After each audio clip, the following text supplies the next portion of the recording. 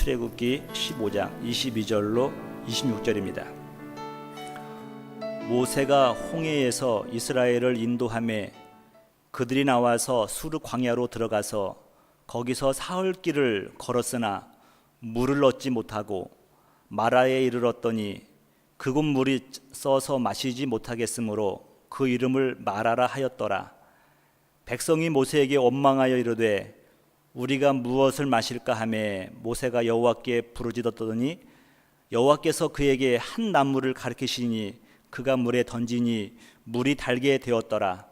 거기서 여호와께서 그들을 위하여 법도와 율례를 정하시고 그들을 시험하실세 이르시되 너희가 너희 하나님 나 여호와의 말을 듣고 순종하고 내가 보기에 의를 행하며 내 계명에 귀를 기울이며 내 모든 규례를 지키면 내가 애굽 사람에게 내린 모든 질병 중 하나도 너희에게 내리지 아니하리니 나는 너희를 치료하는 여호와임이라. 아멘. 오늘은 진정 쓴물인가 단물인가 하는 제목으로 하나님 말씀을 나누도록 하겠습니다. 2014년도 2주밖에 남지 않았습니다. 여러분 연초에 세웠던 계획들, 목표들 그 앞에 부끄러워지고 숙연해지는 시간들입니다. 사실 어디 인생이 내 계획대로 뜻대로만 되겠습니까만 그래도 여전히 아쉬움이 남는 것은 사실입니다. 좀 더 사랑을 했어야 될 텐데, 좀 더 섬기고 좀 더 희생을 했어야 될 텐데 하는 아쉬움이 많이 남습니다. 어느 시인의 노래처럼 인생이란 여러분 산이 높으면 높을수록 골이 깊다고 그래요. 또 빛이 강하면 강할수록 또 그림자가 진하다고 하는데 우리 인생이 그런 것 같아요. 잘 되는가 싶으면은 또 어느새 어려움이 우리를 찾아오고 있습니다. 또 기쁜가 싶을 때는 또 슬픔이 밀려올 때가 있어요. 근데 여러분 이 순간순간들이 모여서 우리의 하루가 되는 겁니다.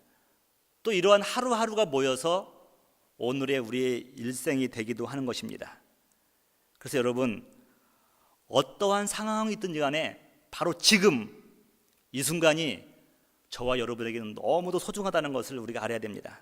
하나님께서 우리에게 주신 이 시간, 함께 예배드리는 우리 성도님들, 함께 생활하는 가족들, 나와 지금 대화를 나누고 있는 교우들, 여러분 자녀들, 이것들이 전부 너무너무 우리에게 소중하다는 걸 알아야 됩니다. 우리가 신앙생활을 하면서 한 가지 착각하기 쉬운 것 중에 하나가 다음과 같은 것인 것 같아요. 하나님께서는 사랑하시는 그의 백성들에게, 그 자녀들에게 항상 기쁜 날만 주실 것이라고 하는 생각을 한다는 것입니다. 어쩌면 또 우리는 다음과 같이 한탄할 때도 있을 것입니다. 왜 내 인생은 날마다 광야인가? 왜 고난이 날마다 떠나지 않는가? 이런 생각이 좀 깊어지면 자책이 심해지면서 내가 도대체 무엇을 잘못했단 말인가? 그 원망과 한탄이 되기도 합니다. 요즘 여러분 고국에서 뉴스 들었겠지만 직원을 아랫사람 취급해가지고 함부로 했다가 어려움 당하는 그 가족이 있지 않습니까? 어떤 한 분이 저한테 카톡을 보내왔어요. 뭐라고 그랬냐면 돈 많고 높은 자리에 올라가면 인간 되기 어렵습니다. 목사님 기뻐하십시오. 제가 왜 기뻐해야 되는지. 근데 제가 대답을 했어요. 아멘이라고. 아멘. 여러분 하나님 보시기에 내 신앙이 우린 당연히 부족합니다만 그러면서도 우리는 하나님께 항변합니다. 하나님 도대체 내가 무엇을 잘못했기에 이 어려움이 나에게 찾아온단 말입니까? 그런데 성경은 고난의 이유에 대해서 다음과 같이 우리들에게 말씀을 하고 있습니다. 먼저 하나님께서 고난을 허락하셨다는 것입니다. 이사야 45장 7절을 한번 제가 읽어볼게요. 나는 빛도 짓고 어둠도 창조하며 나는 평안도 짓고 환난도 창조하나니 나는 여호와라 이 모든 일을 행하시는 자라 하였노라 라고 말씀하고 있습니다. 하나님께서 빛도 지으셨대요. 또 평안도 지으시고 환난도 창조하셨다고 말씀하고 있습니다. 더 나아가서는 우리에게 일어나는 모든 일들을 행하는 자가 바로 여호와 하나님이라는 것을 말씀하고 있습니다. 그러니까 고난도 우리가 오는 것은 하나님께서 허락하신다는 것입니다. 또 두 번째로는 세상으로부터 받는 고난이 있다는 것입니다. 여러분, 모두가 예스라고 할 때 감히 나 혼자 노라고 말할 수 있습니까? 모두가 다 아니요라고 말할 때 여러분 혼자서 예스라고 한다면은 우리는 세상의 기류에 역류하는 것입니다. 여러분, 세상의 기류에 역류한다는 것은 저항을 만난다는 거예요. 저항은 곧 고난을 말하는 것입니다. 하나님 말씀대로 살고자 노력하면 할수록 우리는 더 핍박을 받을 수밖에 없습니다. 세상에 나가서 타협하고 세상 사람들이 즐겨하는 거 같이 어울리고 핍박이 없어요. 그런데 세상의 기류를 반대하고 하나님 말씀대로 살려고 하기 때문에 세상으로부터 우리는 고난을 받는다는 것입니다. 베드로전서 5장 9절을 제가 한번 읽어보겠습니다. 너희는 믿음을 굳건하게 하여 그를 대적하라. 이는 세상에 있는 너희 형제들도 동일한 고난을 당하는 줄을 알미라.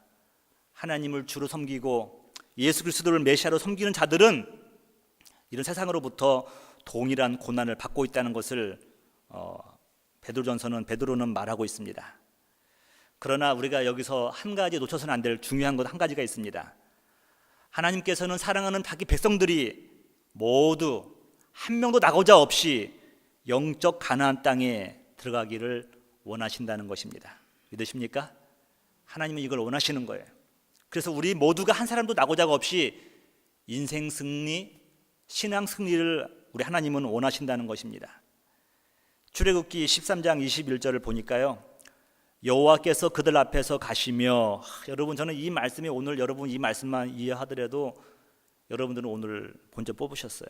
제가 이렇게 뷔페 가면 애들한테 하는 말이 있고 그래요. 야, 본전 먹고 가자 그러잖아요. 본전. 여러분들 오늘 오셨는데 이 말씀만 붙들어도 돼요. 여호와께서 그들 앞에서 가시며. 여러분, 여호와께서 우리 앞에 행하셔 가신다. 앞서 행하시는 하나님, 뭘 의미하는 겁니까? 우리 앞길마다 놓여있는 즐거움도 있을 것이고 고난도 있을 것이고 아픔도 있을 것이고 슬픔도 있을 것인데 우리보다 먼저 그것을 알고 계신다는 거예요. 여호와께서 아신다는 거예요. 근데 그가 말씀하시기를 낮에는 구름 기둥으로 그들의 길을 인도하시고 밤에는 불 기둥으로 그들에게 비추사, 밑줄 그으세요 여러분, 낮이나 밤이나 진행하게 하시니. 어딜 향해 진행하는 겁니까? 가나안 땅이에요.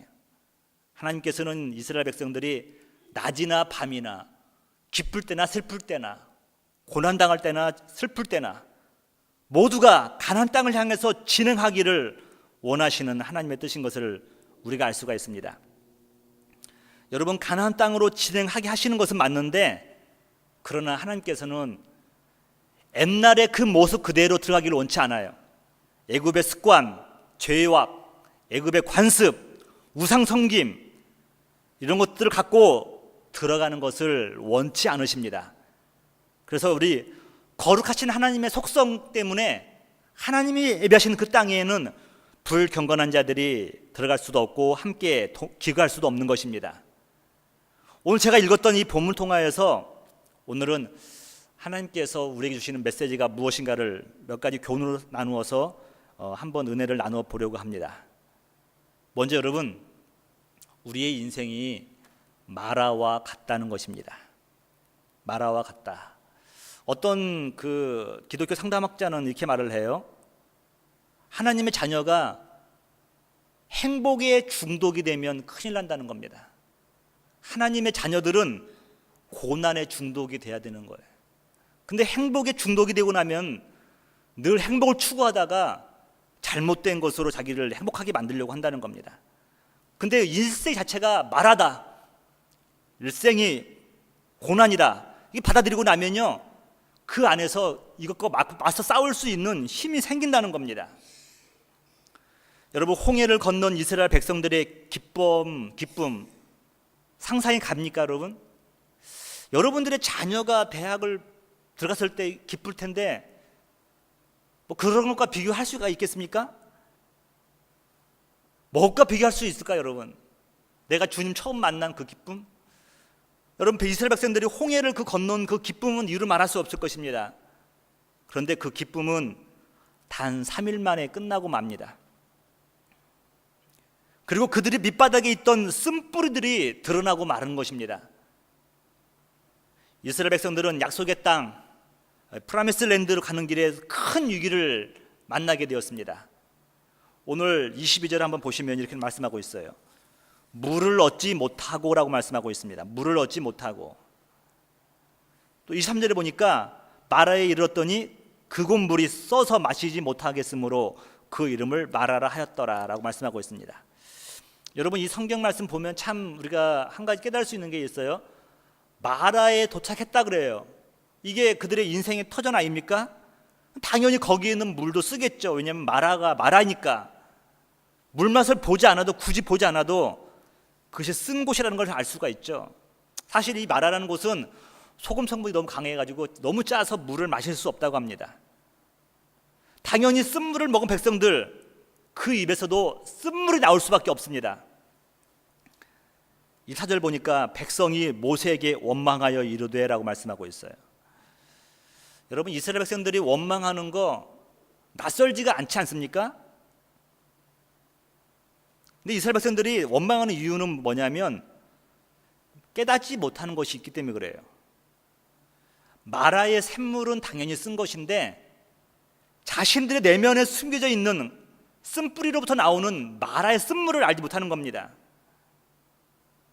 여러분, 사실은 환경도 쓰지만 내 안에 숨겨져 있는 밑바닥 쓴뿌리들로부터 나오는 그 물이 더 쓴 거예요. 그래서 원망하는 겁니다. 여러분, 이 이스라엘 백성들을 감히 누가 손가락질할 수가 있겠습니까? 이것이 지금 내 인생을 바로 가리키고 있는 것인데, 여러분, 우리가 얼마나 환경에 따라서 우리의 감정의 기복이 큰지 아십니까? 하나님께서 우리에게 마라의 환경을 주시는 이유는 무엇입니까? 마라를 맛본 인생만이 십자가 앞에 나갈 수 있기 때문에 그래요. 사람들은 교만하여서 잘 풀리면은 아나무인입니다. 하나님을 기억하지도 못합니다. 그런데 저부터 그런 것 같아요. 우리가 마라를 만나고 나면 겸손해집니다. 하나님을 붙들 수밖에 없다는 것을 알게 됩니다. 여러분, 마라를 우리가 만나지 못하면 우리는 우리 내면의 본질도 보지 못하고 하나님도 보지 못하는 겁니다. 성경 인물 중에서 마라를 경험하지 않은 인물은 거의 없습니다.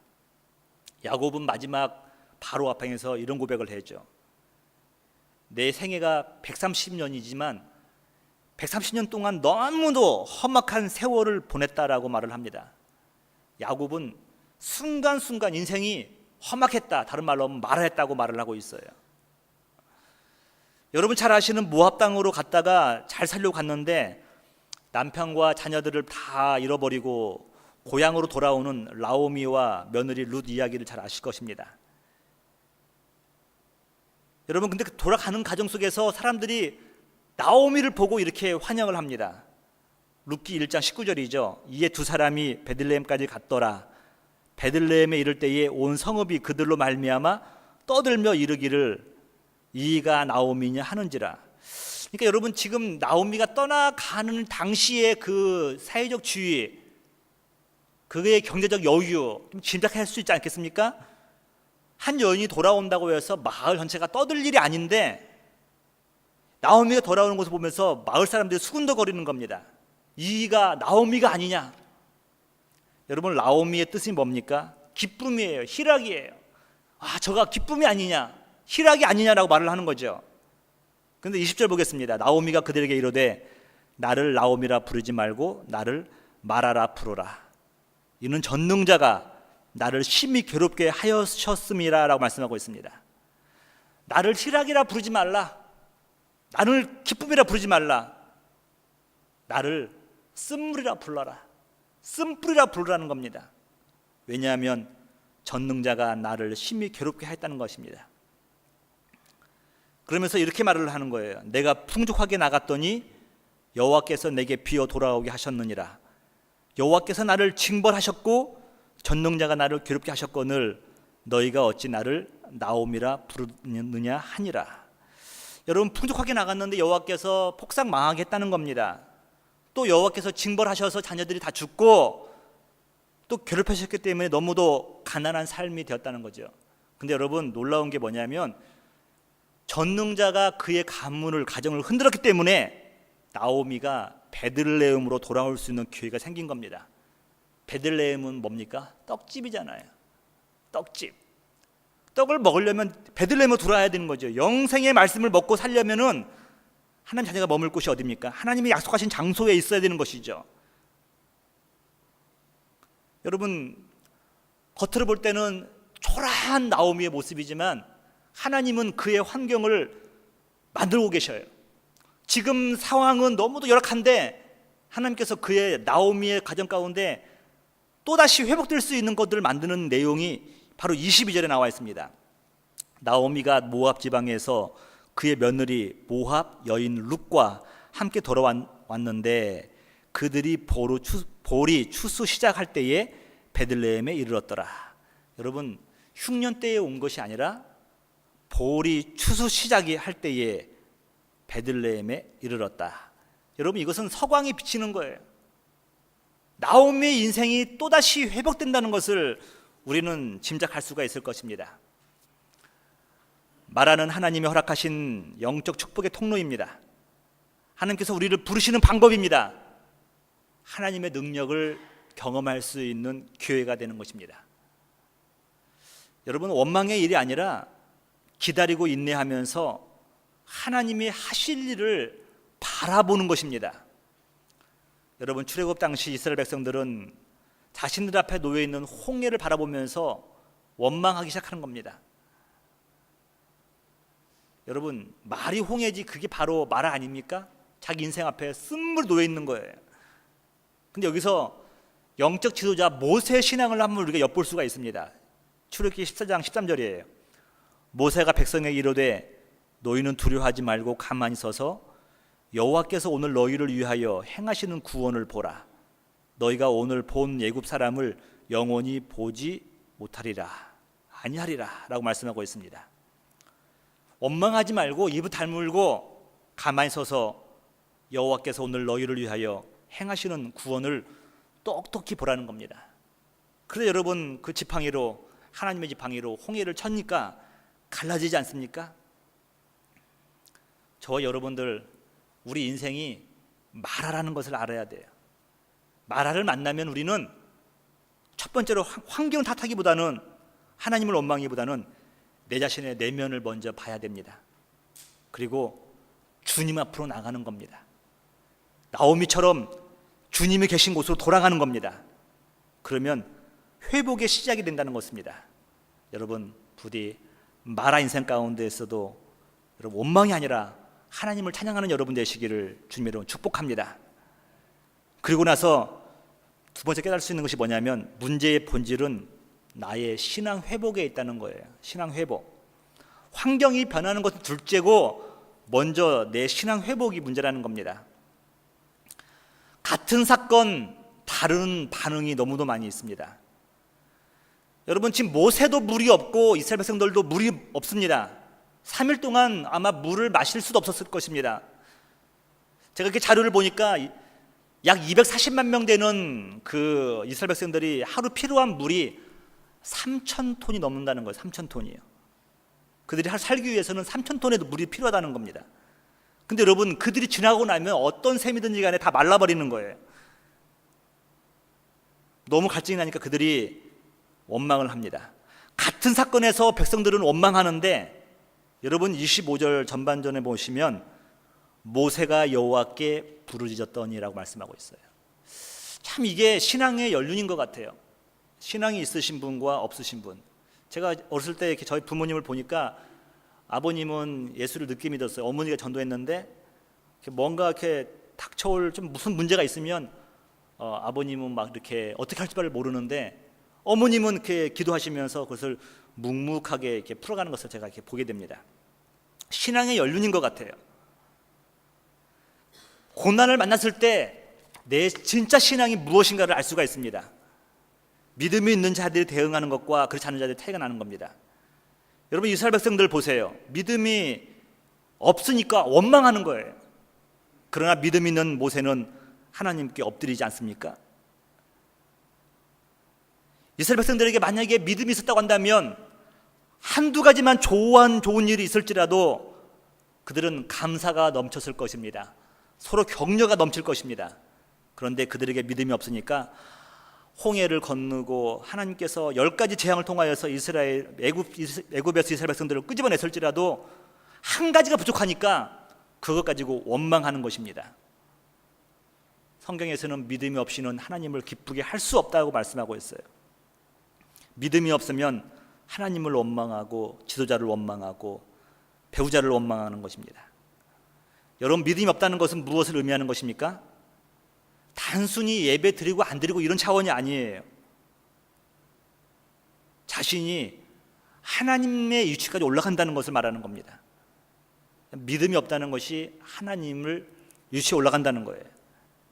이것을 잘 표현한 구절이 에레미야 2장입니다. 제가 7절부터 한번 읽어볼게요. 여러분, 내가 너희를 기름진 땅에 인도하여 그것의 열매와 그것의 아름다운 것을 먹게 하였거늘 너희가 이리로 들어와서는 내 땅을 더럽히고 내 기업을 역겨운 것으로 만들었으며, 배은망덕하다는 거예요. 내가 너희에게 허락한 것은 영적 가나안 땅 기름진 것이었는데 너희들이 나한테 돌리는 것은 더럽고 역겨운 것을 한다는 겁니다. 8절 보시면 제사장들은 여호와께서 어디 계시냐 말하지 아니하였으며 율법을 다루는 자들은 나를 알지 못하며 관리들도 나에게 반역하며 선지자들은 바알의 이름으로 애언하고 무익한 것들을 따랐느니라. 그러니까 여러분 그 성경이 어려워진 이유는요, 영적 지도자의 타락부터 시작되는 것 같아요. 영적 지도자의 타락이 있고 그 다음에 직분자들 타락하면서 이 타락이 전체적으로 물들어가는 겁니다. 제사장들이 하나님 모시기 두렵지 않느냐 이런 말을 하지 않았다는 거예요. 9절 보면 그러므로 내가 다시 싸우고 너희 자손들도 싸우리라 여호와의 말씀이니라. 너희는 기띔 섬들에게 건너가 보며 게달에게도 사람을 보내 이같이 일이 있었는지를 자세히 살펴보아라. 이방인들도 그러지 않았다는 겁니다. 어느 나라가 그들의 신들을 신 아닌 것과 바꾸는 일이 있느냐. 그러나 나의 백성은 그의 영광을 무익한 것과 바꾸었도다. 너 하늘아 이 일로 말미암아 놀랄지어다. 심히 떨지어다. 두려워할지어다. 여호와의 말씀이니라. 그러면서 두 가지 죄악이 무엇인가를 15절에 13절에 말씀하고 있습니다. 내 백성이 두 가지 악을 행하였더니 곧 그들이 생수의 근원 대신 나를 버린 것과 스스로 웅덩이를 판 것인데 그들은 그 물을 가두지 못할 터진 웅덩이들이니라 라고 말씀하고 있습니다. 생명의 근원 대신 하나님을 버렸다는 겁니다. 또 그들이 갈증을 해결하기 위해서 스스로 자기들이 웅덩이를 팠다는 것입니다. 근데 깊이 팠는데 물 한 방울도 가두지 못할 터진 웅덩이였다는 것입니다. 저는 이 말씀을 묵상해 보면서 오늘날 우리 교회와 또 세대들을 한번 제가 진단해 봅니다. 오늘날 우리 한국교회, 고국교회는 세계적인 교회가 너무도 많이 있습니다. 또 너무도 유명한 목사님들도 많이 있습니다. 여러분, 그런데 왜 젊은이들은 교회를 떠나고 왜 교회는 세상으로부터 비판을 받을 것일까? 아마도 이 에레미야의 그 예언대로 혹시 우리가 스스로 웅덩이를 파지 않았을까? 생명의 근원 되신 하나님을 멀리하고 우리 스스로 웅덩이를 파고 우리 스스로가 세운 것이 아닐까? 깊게는 팠는데 한 영혼도 거두지 못할, 변화시키지 못할 그런 웅덩이를 파진 않았는가? 사람이 아니라 내가 아니라 하나님께서 하셔야 된다는 겁니다. 물은 내 스스로 파서 마시는 것이 절대 아니라는 겁니다. 우리가 창세기 17장에 보면 전능하신 하나님, 아브라함이 만난 하나님이 엘로힘, 전능하신 하나님이란 뜻이죠. 그런데 여러분, 다른 뜻이 있다는 거예요. 그 엘로힘의 의미가 뭐냐면 전능한 하나님의 뜻도 있지만 그 손을 펴서 물을 흘려 보내시는 분이란 뜻입니다. 그 손을 펴가지고 물을 흘려서, 이 물이 하늘의 물이에요.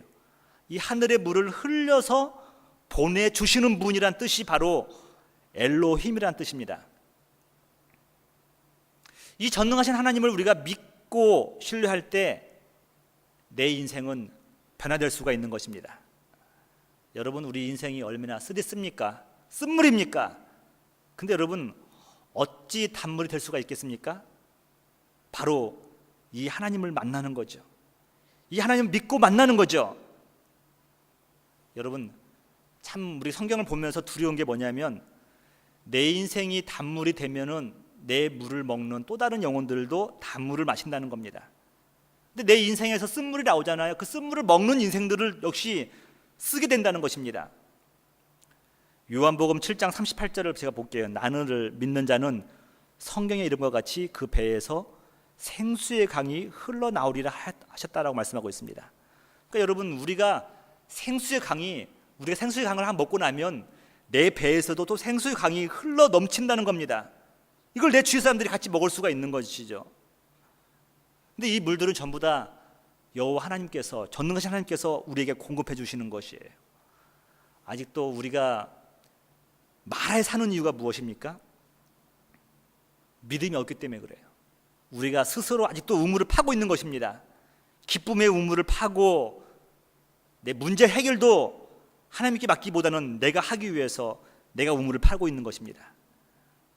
그러나 깊이 파도 우리는 물 한 방울도 가둘 수 없다는 것을 알아야 됩니다. 내가 해결하려고 하면 할수록 일이 더 꼬인다는 걸 아십니까?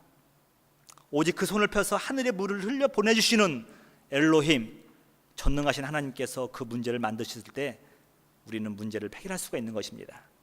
여러분, 인생의 마라를 만났을 때 부디 믿음의 사람으로 거듭나시기를 주님으로 축복합니다. 마지막으로는요, 내 인생을 바꿀 수 있는 것은 십자가밖에 없다는 것입니다. 여러분, 25절 제가 한번 읽어볼게요. 25절입니다. 모세가 여호와께 부르짖었더니 여호와께서 그에게 한 나무를 가리키시니 그가 물에 던지니 물이 달게 되었더라.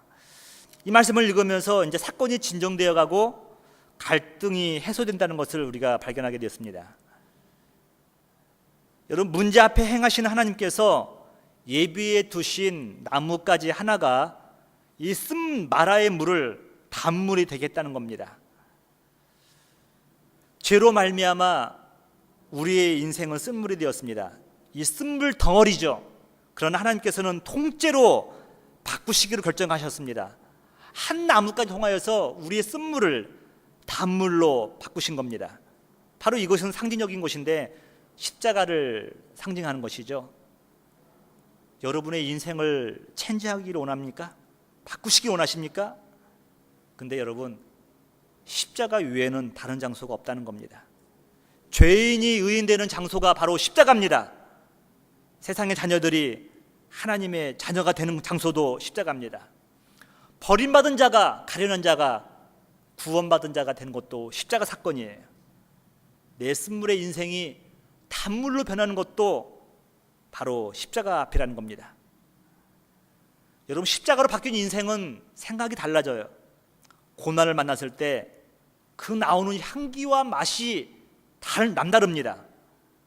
마치 같은 물을 마셨음에도 불구하고 독사는 독을 내뱉고 꿀벌은 꿀을 내뱉는 것처럼 말입니다. 같은 고난이지만 고난을 통과하면서 나오는 결과물이 다르다는 겁니다. 저는 신앙인의 유대함은 바로 이곳에 있다고 생각해요. 고난을 안 만나는 것이 아니라, 마라를 안 만나는 것이 아니라 만났음에도 불구하고 결과가 다르다는 것입니다. 마치 백향목을 향해서 도끼가 찍었을 때 이 백향목은 도끼를 향해서조차도 자기의 향기를 뱉지 않습니까, 여러분? 이게 신앙인의 유대함이라는 거예요. 십자가를 통해 바뀐 인생은 먼저 하나님을 붙드는 인생입니다. 하나님의 말씀을 붙드는 인생이에요. 하나님께서 이 말을 주신 이유가 너희들이 내 계명을 지키라는 것입니다. 제가 26절 읽어볼게요. 이르시되 너희가 너희 하나님 나 여호와의 말씀을 들어 순종하고 내가 보기에 의를 행하며 내 계명에 귀를 기울이며 내 모든 규례를 지키면 내가 애굽 사람에게 내린 모든 질병 중 하나도 너희에게 내리지 아니하리니라고 말씀하고 있어요. 너희들이 나의 말씀을 붙들라고 말씀하시는 이유에서 마라를 허락하신 것입니다. 하나님의 말씀을 붙드는 인생은 바로 사명을 붙드는 인생이죠. 세상의 명예와 지위와 명분을 쫓아갔던 인생들 마지막에는 후회와 낙심하게 될 것입니다. 그러나 사명을 쫓은 인생들은요, 다른 결과가 올 수 있다는 것입니다. 그리고 여호와 라파, 치유의 하나님을 만난다는 것입니다. 십자가가 있는 인생, 십자가 아래에 있는 인생은 열악한 환경 속에서도 힐링이 됩니다. 기쁨이 넘치게 된다는 거예요. 마지막 그러잖아요. 나는 너희를 치료하는 여호와임이라. 하나님께서 치료하시겠다는 거예요. 작은 교회를 섬기는 저에게 어떠한 축복이 있을까를 제가 곰곰이 이렇게 묵상을 해봤어요. 말씀만 준비해서 전하면 되는 것이 아니라 작은 것부터 큰 마지막까지 모든 것이 제 손을 거쳐야 될 것이 참 많이 있습니다. 여러분 오늘 이 성탄절 감사한거 봉투 받았는데 이게 별거 아닌 것처럼 보이지만 제가 어제도 한 2-3시간 막 고민하면서 이렇게 컴퓨터 앞에서 만든 것입니다. 이게. 그리고 또 한 분 한 분의 그 기도 제목을 제가 올리면서 하나님 앞에 기도할 수가 있죠. 또 봉사하는 날이라고 한다면 저도 동행을 해야 될 상황들이죠. 또 선교제도 방문할 것 같으면 같이 가가지고 그들과 함께 섬기고 손을 더 얹습니다. 근데 여러분 이게 어떻게 보면은 주일을 앞두고 이런 행동들이 어떻게 저에게 부담이 되는 건 사실이에요. 근데 그런 봉사와 섬김과 선교지의 사역을 돌아올 때 주체할 수 없는 기쁨과 그 보람들이 있습니다. 흐뭇함이 있다는 거죠. 세상에서 맛볼 수 없는 그 기쁨들이 밀려와요. 하나님이 기뻐하시는구나. 하나님께서 영광을 받으시는구나. 또 그 맛에 다음에 또 가게 되는 것입니다. 우리가 잘 아시는 윤 장로님 오늘 저 뒤에 계시지만 여러분 우리가 그 선교지 갔는데 그 선교지 우리는 멀다고 하면서 갔는데 또 거기서부터 18시간을 더 가셔서 선교를 하신다고 하지 않습니까? 일단 그런 그 사명을 붙든 사람만에게 주시는 하나님의 또 다른 채워주시는 회복해주시는 여호와 라파의 능력이 있다고 믿습니다. 여러분 오늘 말씀을 정리하면서 내 십자가를 내가 지고 극한 상황에다 여러분 한번 던져보십시오. 십자가 앞에서 여러분 십자가를 지고 극한 상황, 그 상황 여러분 한번 던져보시기 바랍니다. 주님이 모욕을 받으시고 치욕받으셨던 그 현장으로 한번 가보십시오. 여러분 그 인생에서는 여러분 쓴 인생물이 단물이 되는 장소가 바로 그곳입니다. 주님의 힐링이 있는 장소가 바로 그곳이라는 것입니다. 여러분 치유하시는 하나님으로 인하여서 마라와 같은 내 인생이 나오미가 되는 겁니다. 쓴 내 인생이 희락의 인생이 되는 거예요. 여러분 바로 그 자리가 십자가의 자리 아닙니까? 저는 오늘 여러분을 모두 그 십자가 앞으로 초대합니다. 그 자리에 나와서 여러분 힐링 받으시고 주님의 것으로 충만케 되는 여러분 되시기를 주님의 이름으로 축복합니다.